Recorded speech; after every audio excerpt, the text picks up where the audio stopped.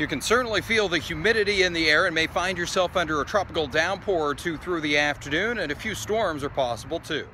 The main threat of strong to severe storms with some wind and hail south and east of Indianapolis, and the slight risk of severe weather actually encompassing all of central Indiana during the day on Saturday. In fact, Saturday morning we'll start off with showers and some thunderstorms, some of that heavy rain moving through, but hopefully we get a big break in that activity for qualifications. It looks like more heavy rain though right on through Sunday, an additional 1.5 inches in many locations.